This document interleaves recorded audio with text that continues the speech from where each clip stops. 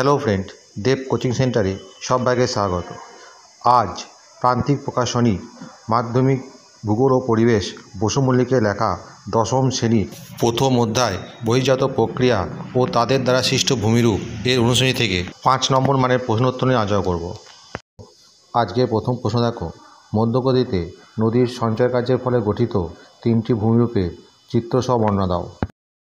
এর উত্তর লিখবে, নদীর মধ্যগতিতে সঞ্চয় কার্যের ফলে 3টি প্রধান ভূমিরূপ গঠিত হয়: পলল শঙ্কু, পলল পাখা বা বেঞ্জনী এবং নদী বেয়ে সৃষ্ট বাঁক। এই ভূমিরূপগুলি নদীর গতিপথ, জল এবং বাহিত পদার্থের মধ্যে সম্পর্কের কারণে গঠিত হয়। 1 নম্বর পয়েন্ট দেবে পলল শঙ্কু।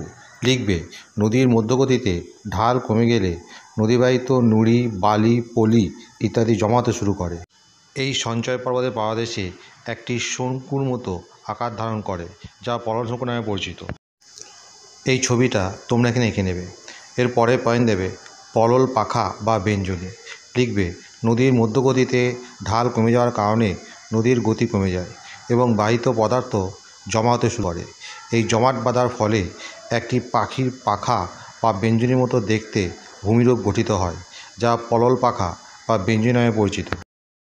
এই ছবিটা তোমরা এখানে এঁকে নেবে। এর পরের পয়েন্ট দেবে নদী বেয়ে সৃষ্ট বাঁক। লিখবে, নদীর মধ্যগতিতে নদী তার গতিপথ পরিবর্তন করে বাঁক নিতে শুরু করে। এই বাঁকগুলো ধীরে ধীরে গভীর হতে থাকে এবং নদী একটি মোটা বাঁকের মতো আকার ধারণ করে, যা নদী বেয়ে সৃষ্ট বাঁক বা মেরিনা নামে পরিচিত। তোমরা এই ছবিটা এখানে এঁকে নেবে। এই 3টি ভূমিরূপ নদীর সঞ্চয় কার্য এবং ভূপ্রকৃতির উপর নির্ভর করে গঠিত হয়।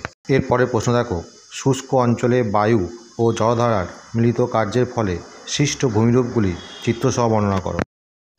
এর উত্তর লিখবে, মরু ও মরুপ্রায় অঞ্চলে হঠাৎ অতিরিক্ত বৃষ্টি হলে সাময়িক সময়ের জন্য অস্থায়ী নালার সৃষ্টি হয়ে যায়। বায়ু ও জলধারার মিলিত কার্যে ভূমিরূপের নানা পরিবর্তন ঘটে। নিচে 3টি ভূমিরূপ চিত্রসহ আলোচনা করা হলো।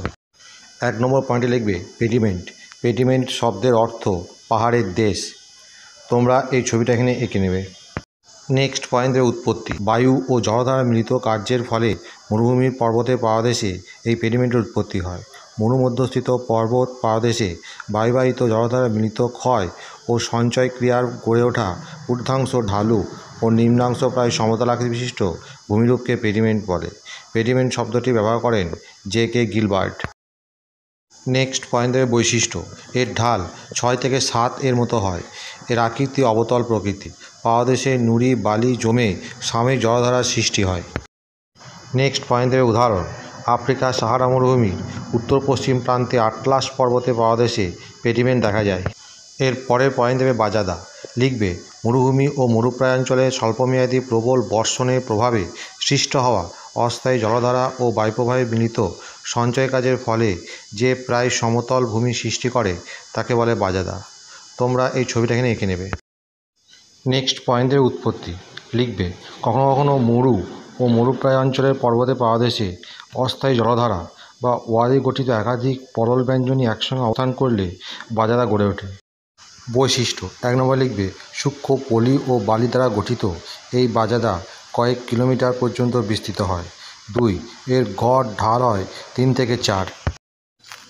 উদাহরণ, সাহারা মরুভূমি, আটলাস পর্বতের পাদদেশবর্তী অঞ্চলে বাজাদার ভূমিরূপ দেখা যায়। এছাড়া কালাহারি, আরব ও অস্ট্রেলীয় মরুভূমিতেও বাজাদা দেখা যায়। 3. ওয়াদি। আরবি শব্দ ওয়াদি এর অর্থ হল শুষ্ক উপত্যকা। মরু অঞ্চলে সৃষ্ট শুষ্ক নদীখাতগুলিকে ওয়াদি বলে। তোমরা এই ছবিটা এখানে নেবে। পরের পয়েন্ট দেবে উৎপত্তি। লিখবে, মরু অঞ্চলে হঠাৎ প্রবল বৃষ্টি হলে বহু ক্ষুদ্র ক্ষুদ্র বেগবতী ক্ষণস্থায়ী জলধারা ঢালু পর্বতগাত্রে নদীখাতের সৃষ্টি করে। শুষ্ক অঞ্চলে জলের অধিগ্রহণ এবং অধিক পরিমাণে বাষ্পীভবন ফলে নদীখাত দ্রুত শুকিয়ে যায় এবং ওয়াদির সৃষ্টি হয়। মরুভূমি অঞ্চলে যেখানে 25 থেকে 50 সেন্টিমিটার বাৎসরিক বৃষ্টি ঘটে সেখানে ওয়াদি গড়ে ওঠে। বৈশিষ্ট্যগুলো পয়েন্ট দেবে। 1 নম্বর লিখবে, এটি স্বল্প দৈর্ঘ্য বিশিষ্ট নদীখাত। 2. বছরের অধিকাংশ সময়ই নদীখাত শুষ্ক থাকে। উদাহরণ, আরব মরুভূমিতে বহু ওয়াদি দেখা যায়। বন্ধুরা, এখানেই শেষ করছি। পরবর্তী ভিডিওতে আবার দেখা হবে। ভিডিওটি ভালো লাগলে অবশ্যই লাইক, কমেন্ট, শেয়ার করবে।